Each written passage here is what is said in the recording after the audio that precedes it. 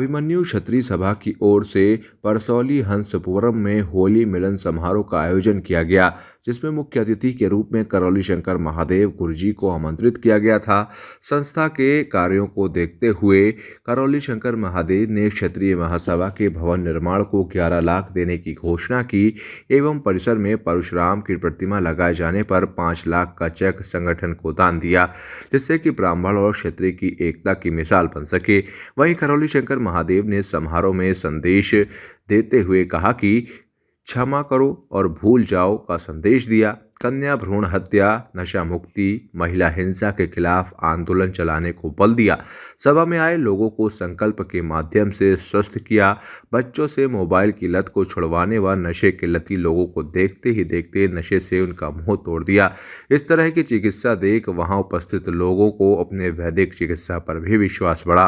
वहां उपस्थित लोगों को करौली शंकर महादेव जी के द्वारा आशीर्वाद स्वरूप महाप्रसाद भी दिया गया। वहीं कार्यक्रम में मुख्य रूप से अध्यक्षता पंकज तोमर और संचालन महामंत्री ने किया।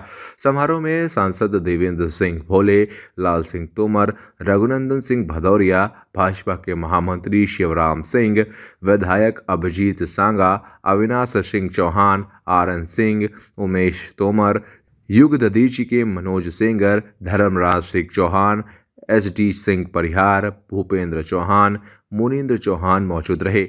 पंकज सिंह तोमर जी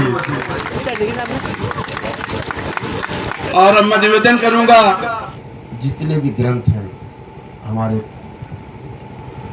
चाहे जितने भी उपनिषद हैं, जितने भी ग्रंथ लिखे गए, आपने रामायण है, गीता है, जितने भी सब लिखे गए, पुराण है, शास्त्र है, अद्भुत है।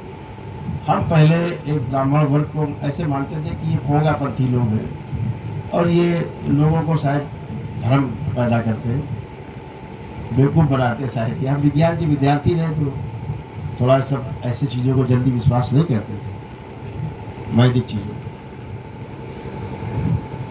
तो ये सब चीज़ों में विश्वास नहीं होता था। लेकिन जब बाबा के संपर्क में गए और जब अनुभव होने लगे धीरे धीरे, तो समझ में आया इन शास्त्रों में, इन वेदों में, पुराणों में, उपनिषदों में, गीता में एक एक जो शब्द लिखा है ना, हीरे जैसा है। एक एक शब्द हीरे की ज़्यादा हैसियत रखता है, अनुभव से पिरोया हुआ है, एक एक अनुभव है। और उन ब्राह्मणों ने अपने कुल की कुल पूरी परंपराओं की परंपराएं पूरी खपा दी और क्षत्रियों के सहयोग से उसको समाज में लागू करा। ब्राह्मणों ने जो अनुभव किया, जो लिखा, उसको क्षत्रियों के बल पे समाज में पूरे लागू किया और समाज को दिशा दी, बड़ी दिशा दी। आज जो हम लोगों को सम्मान मिल रहा है, आज जो हमारे बच्चे थोड़ा बुद्धि रखते हैं, आप दूसरे वर्ग के लोगों से देखिए, आप बहुत श्रेष्ठ हैं। ये ब्राह्मणों के नज़दीकी के कारण ही हम लोग इतना ज्ञान अर्जन कर पाए और ध्यान रहता है इधर ईश्वर की तरफ सबसे ज़्यादा। अगर कोई ध्यान रखता है तो क्षत्रिय कुल ही। आज ब्राह्मण का सम्मान करने वाला अगर कोई है तो क्षत्रिय कुल ही है जो सबसे ज़्यादा सम्मान करता है। छोटे से बच्चे को देख करके भी कहता है पंडित जी पाए लगी, छोटा हुआ तब भी, बुजुर्ग करता है। तो मुझे ऐसा लगता है कि ये एक ऐसा वर्ग है जिसको आप जब अपने साथ लेकर के चलते हैं संरक्षण में, तो आप और ज़्यादा गति करते हैं अपने लिए भी और अपने परिवार के लिए भी और समाज के लिए भी। ये बहुत अनुभव की बात हम आपसे बता रहे हैं। हमने जो अर्जित किया, जैसे एक नाम है, चलो उस पर चर्चा कर लेते हैं, ज़्यादा समय आपका ले लेंगे, बहुत आपने प्रतीक्षा की है। एक नाम ऐसा है जो क्षत्रियों के विरुद्ध इस्तेमाल किया जाता है और खूब इस्तेमाल किया जाता है, राजनीति में और ज़्यादा। और घरों में बच्चों को भी ऐसी शिक्षा दे दी गई है कि साहब ये आदमी क्षत्रियों का बिल्कुल खलनायक है। वो नाम है भगवान परशुराम। भगवान परशुराम का नाम आते लगता है क्षत्रिय विरोधी।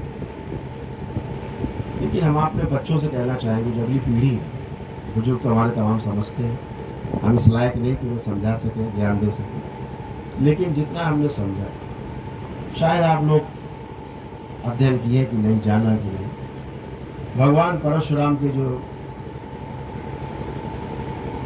दादी थी ना, वो क्षत्रिय थी, क्षत्राणी थी, पता है आपको? दादी, सगी दादी। और भगवान परशुराम की जो माँ थी ना, वो भी क्षत्राणी थी, शायद आप लोग बात ना पता हो। और जिनको अपना सिरमौर आप मानते हैं, महर्षि विश्वामित्र, वो इनके जो पिताजी थे जमदग्नि ऋषि, परशुराम जी के सगे मामा थे। बताया आपने, विश्वामित्र की सगी बहन ब्याही थी। तो सत्यवती नाम था। ऋषि ऋचिक थे, उनको ब्याह। ऋचिक के फिर पुत्र हुए जमदग्नि। जमदग्नि के मामा थे, सगे मामा कौन थे? विश्वामित्र, जो हमारे सिरमौर हम लोग इनको मानते। ऐसे गठबंधन रहे हैं पौराणिक काल में हमारे पिछले के लिए, जिन्हें हमने भुला दिया शायद, जिन्हें हम याद नहीं करना चाहते। इतने गहरे गठबंधन, शास्त्रों की शिक्षा भगवान परशुराम ने अपने पिताश्री से, अपने दादा ऋचिक ऋषि से प्राप्त की, और शस्त्र की जो शिक्षा है वो अपनी माँ से, अपने मामा विश्वामित्र से और भगवान शंकर से प्राप्त की।